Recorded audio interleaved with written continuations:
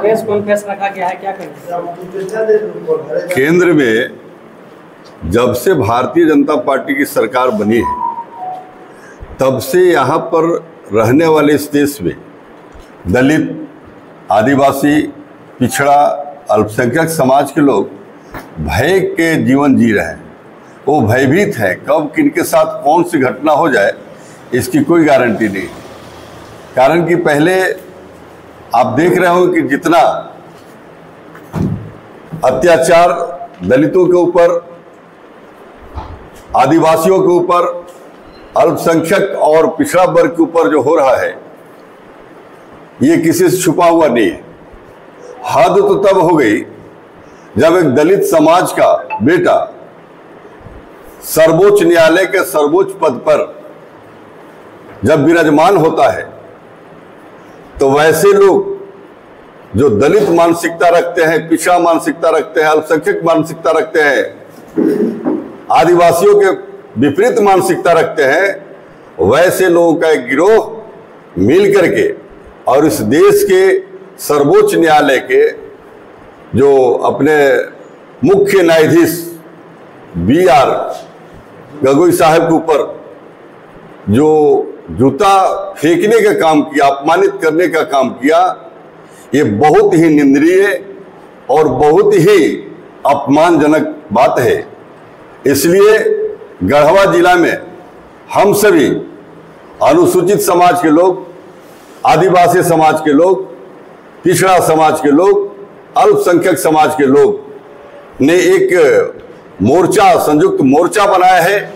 और संयुक्त मोर्चा के माध्यम से ये सरकार के द्वारा जो दमनात्मक नीति अपनाई जा रही है, जो यहाँ पर लोगों के ऊपर अत्याचार, महिलाओं पर बलात्कार, भ्रष्टाचार जो बढ़ रहा है, उसके विरोध में हम लोगों ने ये प्रेस कॉन्फ्रेंस कर रहे हैं और सरकार को चेता रहे हैं कि आप अगर इस तरह की बात को नहीं रोकते हैं, इस तरह कार्रवाई को नहीं रोकते हैं, और जो गगोई साहब के ऊपर जो वकील जिसने जूता फेंका है उसको गिरफ्तार करके उसको न्यायिक दंड नहीं देते हैं तो यहाँ के समाज आंदोलन के लिए मजबूर हो जाएगा और सरकार को ईंट से ईंट बजा देगी। इसी के लेकर के आज हम लोग प्रेस कॉन्फ्रेंस किए हैं और ये जो घटना हुई है इस घटना को हम निंदा करते हैं। कारण कि अभी तक जो हमने देखा है, चाहे वो IPS अधिकारी को जो ऐसे सुसाइड करने पर, आत्महत्या करने पर मजबूर होना, चाहे वाल्मीकि जो उन्नाव में, बरेली में जो जिस तरह से पीट कर हत्या कर दी गई है, उस सरकार ने कोई कार्रवाई नहीं किया। इसलिए अब हम लोग चुप बैठने वाले नहीं हैं, आने वाले समय में हम लोग आंदोलन करेंगे। धन्यवाद। अनुसूचित जाति, जनजाति, पिछड़ा, अल्पसंख्यक संयुक्त मोर्चा के बैनर के जरिए आज का प्रेस कॉन्फ्रेंस आयोजित किया गया है। जैसे हमारे साथी जवाहर पासवान जी ने कहा कि इस देश में जब से भारतीय जनता पार्टी की सरकार बनी है, यानी 2014 से 2014 के बाद इस देश में जिस तरह के माहौल बनाया गया और उस माहौल में ऐसा लगता है कि भारत के, देश के, झारखंड के, गढ़वा के, यहाँ के आदिवासी, यहाँ के दलित समाज, यहाँ के बैकवर्ड समाज, यहाँ के मुस्लिम समाज एक दहशत की जिंदगी जी रहा है। और इस तरह के पूरे देश में जो घटना घट रहा है उससे ये लगता है कि भाजपा के शासन आने के बाद देश में कानून नाम का कोई चीज नहीं रह गया है, देश में कोई लोकतंत्र नाम का कोई चीज नहीं रह गया है। देश के संविधान को इन लोग लगातार कुचलने का काम कर रहा है, देश के संवैधानिक संस्थाओं को कुचलने का काम कर रहा है। जैसे हमारे साथी ने बताया, कुछ उदाहरण प्रस्तुत किया कि देश के सर्वोच्च पद पर सुप्रीम कोर्ट के जज गवाई साहब पर जूता लेकर के उन पर मारने की कोशिश करना और हरियाणा के पुलिस पदाधिकारी पूरन जी को आत्महत्या करने के लिए मजबूर करना और एक वाल्मीकि समाज के आदमी को बरेली में सारेआम हत्या करना, कल के ही घटना उत्तर प्रदेश का है। ये बगल के बॉर्डर में हम लोगों के यहाँ कुछ मुस्लिम नौजवानों पर को झूठे गौ तस्करी के नाम पर उस पर गोली चला करके गोली मार देना पैर पर, ये सब घटनाएं, इस तरह के तो लाखों घटनाएं पूरे देश में है। लेकिन एक पुलिस पदाधिकारी सुरक्षित नहीं है, वो आत्महत्या करने के लिए मजबूर होता है। सुप्रीम कोर्ट का जज वो सुरक्षित नहीं है, तो यहाँ के गांव गिराज शहर वार्ड में रहने वाले दलित, बैकवर्ड, आदिवासी, मुसलमान कैसे सुरक्षित रह सकते हैं? देश बहुत ही भयावह स्थिति में है। और देश के लोगों से, झारखंड के लोगों से, गढ़वा के लोगों से, यहाँ के बैकवर्ड दलित, आदिवासी, मुसलमानों से हम लोग आज ये अपील करना चाहते हैं कि देश में जिस तरह के दूसरा आपातकाल है भारतीय जनता पार्टी के, इस आपातकाल के खिलाफ, ये लोकतंत्र विरोधी सरकार के खिलाफ, ये संविधान विरोधी सरकार के खिलाफ में हमें तमाम लोगों को उठ खड़े होने की जरूरत है और इनको मुंहतोड़ जवाब देने की जरूरत है। तभी जाकर के यहाँ के आदिवासी, दलित और पिछड़ा और मुसलमान सुरक्षित रह सकता है, और नहीं तो हाथ पर हाथ धर करके हम लोग बैठ करके अपने समाज की सुरक्षा नहीं कर सकते हैं। और जो सत्ता में बैठे हुए लोग हैं, जो भाजपा के लोग हैं, चाहे वो रेखा गुप्ता वो दिल्ली के मुख्यमंत्री हो, चाहे वो मध्य प्रदेश के मुख्यमंत्री आपको मोहन यादव हो, वो भी वहां पर सुरक्षित नहीं है। वो मोहन यादव 27% बैकवर्ड करेक्शन को विधानसभा में पारित करके केंद्र सरकार को भेजते हैं। उन पर भी भारतीय जनता पार्टी के जो वैसे लोग हैं जो मनुवादी व्यवस्था को लागू करना चाहते हैं, उन पर भी हमला कर रहे हैं, रेखा गुप्ता पर भी हमला कर रहे हैं। भाजपा में रहने वाले लोग भी सुरक्षित नहीं हैं, इसलिए भाजपा में जो दलित समाज के लोग हैं, आदिवासी समाज के लोग हैं, बैकवर्ड समाज के लोग हैं, उनसे भी हम अपील करेंगे कि भाजपा के तानाशाही और लोकतांत्रिक विरोधी नीतियों का विरोध करिए और उसको लात मार के भाजपा से आप अलग हो जाइए, तभी आपका समाज सुरक्षित रहेगा। धन्यवाद, शुक्रिया। एसी एसटी अल्पसंख्यक ओबीसी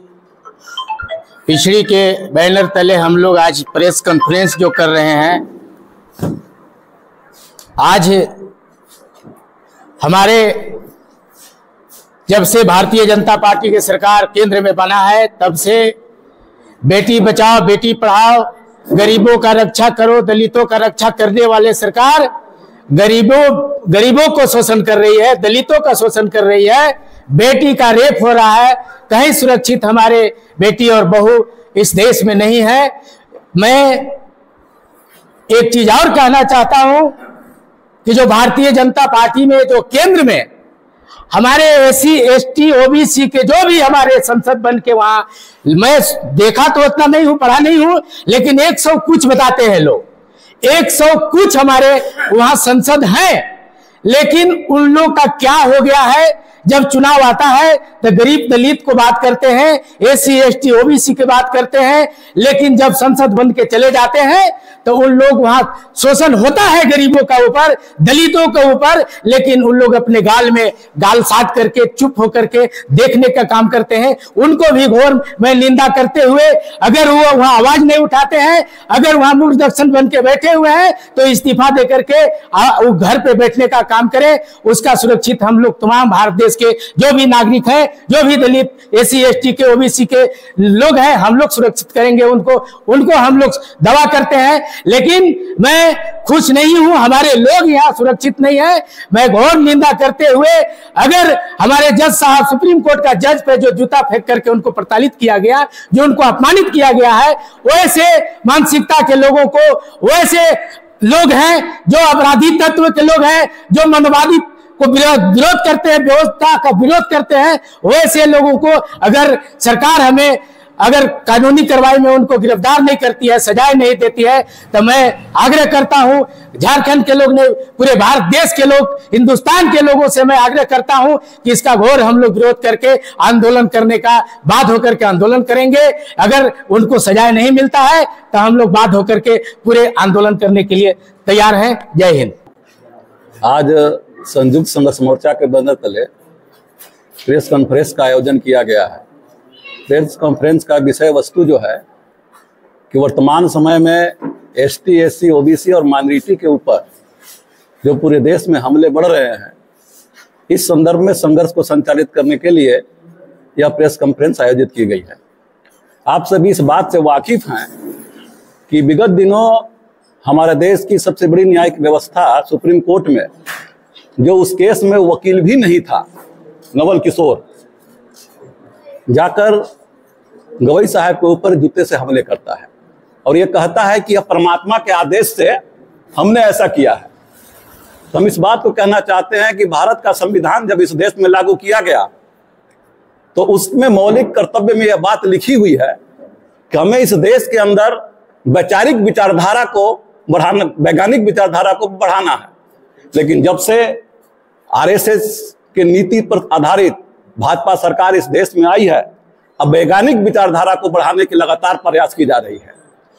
और ऐसे में ये सबसे बड़ा कर्तव्य बनता है देश के बुद्धिजीवियों का, समाज के संवेदनशील लोगों का, कि आने वाले समय में आप पीढ़ी को, इस देश को, लोकतांत्रिक व्यवस्था को बचाए रखना चाहते हैं तो आपको संघर्ष करना होगा, आपको बोलना होगा। क्योंकि इकबाल साहब ने कहा था कि वतन की फिक्र करना दा, मुसीबत आने वाली है, तेरी बर्बादियों की दास्तान होगी दास्तानों में। इसलिए हम लोग इस संघर्ष को आगे बढ़ाने के लिए बढ़े हुए हैं और हमारे साथी जो संयोजक हैं इस कार्यक्रम के, आगे के कार्यक्रम का भी चेकआउट करेंगे। धन्यवाद। आज के प्रेस कॉन्फ्रेंस में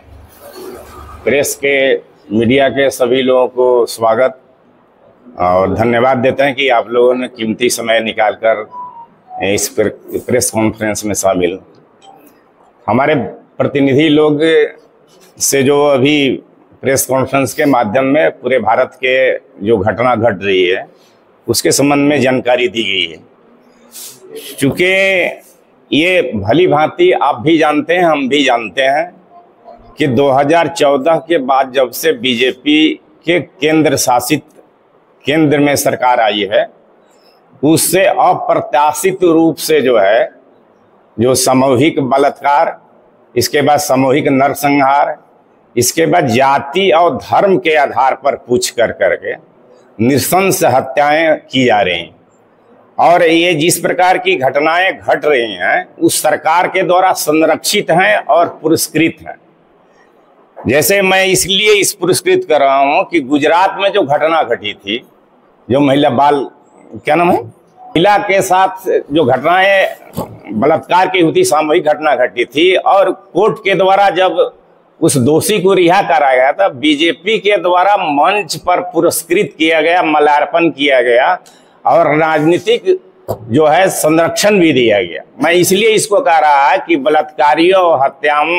हत्या करने वाले को संरक्षित और पुरस्कृत किया जा रहा है। अब सवाल ये उठता है कि आज के मुख्य बिंदु यह है कि भारत के जो चीफ जस्टिस ऑफ इंडिया के BR गवई जो है और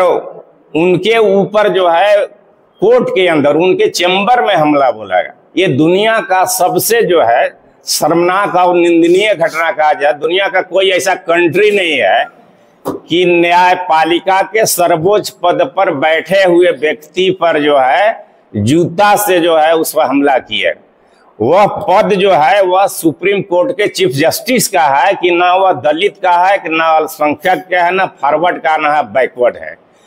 लेकिन जो हमला किया गया इस नियत से कि उस पोस्ट पर जो है दलित बैठा हुआ व्यक्ति है। एक दूसरी चीज, सर्वोच्च न्यायालय के जो चीफ जस्टिस ऑफ इंडिया के द्वारा जो बयान दिया गया, इसके अलावा जो निर्णय जो आए सरकार के विरोध में, कि जैसे उत्तर प्रदेश में बुलडोजर सरकार है, उन्होंने कहा कि संविधान के तहत जो है किसी प्रकार की कार्रवाई की जा सकती है, लेकिन बुलडोजर कार्रवाई नहीं की जा सकती है, यह संविधान इजाजत नहीं देता है। और भारत के संविधान की धारा 24-21 जो है भारत के मौलिक अधिकार में यह संरक्षित है कि भारत के प्रत्येक नागरिक को जीने का, रोटी और कपड़ा, मकान सुनिश्चित करता है। इसलिए बुलडोजर के द्वारा किसी एक व्यक्ति को घर नहीं, उसमें संयुक्त परिवार रहता है, इसलिए संयुक्त रूप से वो प्रभावित और पीड़ित होता है। इसलिए इस पर रोक लगाने की बात उन्होंने कहा। साथ साथ सब, और आपको हरियाणा में जो सीनियर पुलिस अफसर पदाधिकारी के इसलिए आत्महत्या का मजबूर किया गया कि लगातार 5 वर्षों से, जब से उनका पदस्थापन हुआ है पुलिस पदाधिकारी के रूप में, वहां का भारतीय प्रशासनिक सेवा के पदाधिकारी और पुलिस प्रशासनिक पदाधिकारी के संयुक्त रूप से दलित होने के नाते सामाजिक रूप से, राजनीतिक रूप से और प्रशासनिक रूप से उनको प्रताड़ित किया गया। बाध्य होकर के उन्होंने 7 तारीख को यह फैसला लिया कि इतना बड़ा पद पर रहने के बाद भी हमारे साथ इतना भेदभाव आधारित जो है कार्रवाई किया जा रहा है, तो जिंदा होके क्या करेंगे। जबकि उनकी पत्नी जो है सेक्रेटरी स्तर के सीनियर IAS है, वहां के मुख्यमंत्री के साथ जापान गई थी और उसको सूचना मिली। तो इस घटना से यह परिलक्षित होता है कि भारत के अंदर जब चीफ जस्टिस ऑफ इंडिया सुरक्षित नहीं है, भारत के अंदर सीनियर IAS और IPS सुरक्षित नहीं है, और वह इसलिए नहीं है कि वह अल्पसंख्यक है, वह इसलिए असुरक्षित है कि दलित है, वह इसलिए असुरक्षित है कि वह आदिवासी और पिछड़ा जाति के वर्ग से है।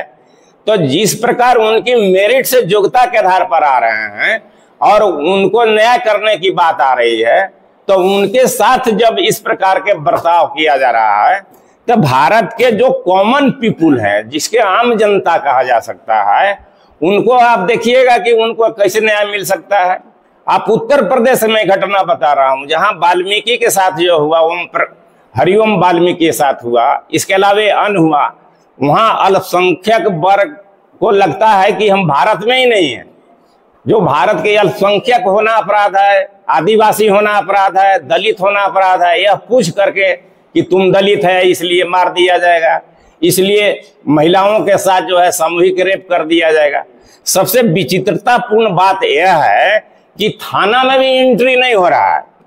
प्रशासनिक व्यवस्था इतनी चरमरा गई है कि अब बलात्कार हुआ है, उसके परिजन जब थाना में जा रहा है तो वहां पुलिस पदाधिकारी एंट्री नहीं कर रहे हैं।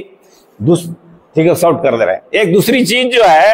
आप देखेंगे कि जातीय आधार पर जो है पुलिस के संरक्षण में अगर हत्या हो रही है, तो अगर दलित का बेटा मर रहा है, अल्पसंख्यक का हो रहा है, तो उन पर जो है मुआवजा नहीं दिया रहा। लेकिन जातीय आधार पर, जैसे कि उत्तर प्रदेश में सवर्ण जाति के हुआ तो उनको 60 लाख रुपया दिया गया, लेकिन दलित अल्पसंख्यक बेटा की हत्या हो रही है, बेटी की